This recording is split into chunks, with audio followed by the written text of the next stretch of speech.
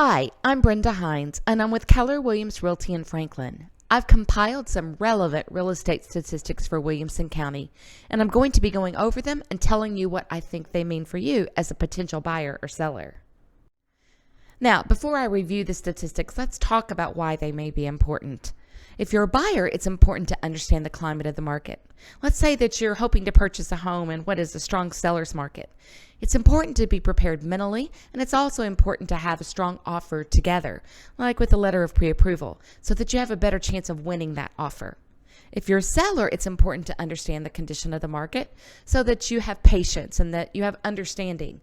It helps you not get frustrated if you don't get an offer as soon as you think you should, and it also helps you really evaluate the offers that you do receive.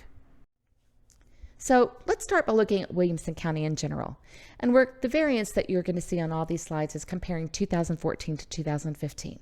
You can see that there's an 11.3% increase in the number of units sold, and there's about a 3.5% increase between the average sales price and the average price per square foot, while the number of days on market's gone down 5. So let's start with Brentwood. And if you look at these statistics, you can see that between 2014 and 2015, it was relatively stable in terms of price increase, as well as the number of days that properties were on the market. And you might look at this first and think that maybe Brentwood is slowing down. It's important that you look at statistics from a variety of factors before you make any kind of decisions about the market conditions. Even then, they change monthly, so you have to stay on top of it.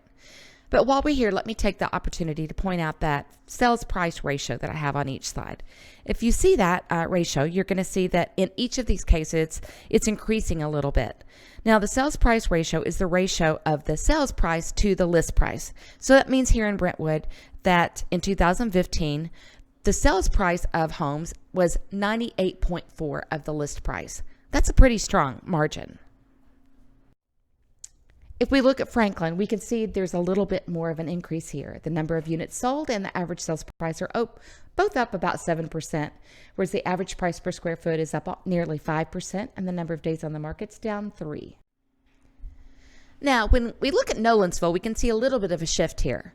You can see that it's very strong. The average sales price is up 13.9%. The average price per square foot is up almost nearly 10% as well. And the number of days on the market has been reduced by over a week. Units sold is also up, so 9%. But something that we really want to point out here is that sales price ratio. It's up 2.9%. But not only that, it's more than 100%. That means the average home is selling for more than it lists for. That's pretty significant, and it shows growth in that area. So now let's take a look at Arrington, and this is really interesting because the average sales price is up 18.7%, whereas the average price per square foot is up over 10%. But when we look at the number of units sold, we realize that it's less than 1 a week, and the average days on market, although it's gone down nearly 2 weeks, 13 days, is still 106 days. So that means that all those sellers in Arrington are realizing a significant increase in value of their property. They're having to wait more than 3 months for it to sell. Now that's not bad, but that's not an extreme seller's market. So it'll be really interesting to see how growth and value in Arrington continues as the years move on. Now, we've talked about some really hot areas in Williamson County, but can we collectively say that they're a seller's market? No, you really can't make that generalization because you have to really look at the specific price points within the market. Now, let's take a look at some specific price points. If you remember back a few slides ago, we saw that between 2014 and 2015, the most stability in pricing had been in Brentwood. But if you look at this chart and apply the basic principles of supply and demand, it makes you wonder how long that trend will continue. If you look at the price point between $300,000 and $375,000, you'll see that the months of inventory are 0. If this is your price point and you want to be in Brentwood, it means that you need an aggressive agent who's on the ground searching for properties before they ever hit the market. Even at $375,000 all the way up to $850,000, with the exception of a brief bump at $750,000, we're still in a seller's market. At $850,000, we go into a buyer's market, then a neutral market, and back to a buyer's market at $1.2 million. So let's talk about that $750,000. What does that mean? It could mean nothing. In this case, we want to look at a trend over several months in order to make sure that this trend continues. Now, what do we do with a slide like this? It means that we can't stay stagnant. We have to continually look at these statistics month after month to see when we see a shift in the statistics and we see a new trend developing. So now let's look at whether Nolensville is really a seller's market or not. You can see at the price point between $300,000 and $350,000, it definitely is, with less than 1 month of inventory.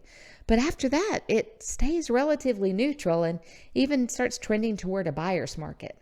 As you can see, it's really important in each city to really look at the specific price point you're buying in. And if you're buying new construction, you always want to check the values to make sure that whatever you're building will continue to appreciate. Whether you're buying or selling, it's important to have an agent who's knowledgeable, experienced, and who communicates with you well so that you can work together as a team to help you accomplish your goals. When you hire an agent, you also hire a team. Keller Williams is the largest real estate franchise in North America and one of the largest in the world. Not only that, but we have one of the best training programs across any industry. Now, we can also break real estate statistics down on a month-by-month basis, in this case comparing January of 2014 and 15 against January of 2016. And this is all of Williamson County. We can also break it down on a city or an area basis as well if you're interested in those statistics. Just let me know. But you can see that between 2016 and 2015, the increase in the number of units sold was 22.4%. Now that's pretty outstanding, since historically January is not a great month for real estate sales. But there are a couple of different factors here. Remember, in 2015, we had a really bad winter and an ice storm, so perhaps that played into it. Another factor is that 27.6% of these sales in January were new construction, so that also may be relevant. But an important number to look at is that the average days on the market went down over 2.5 weeks, 19 days, and the average sales price increased 3.5%.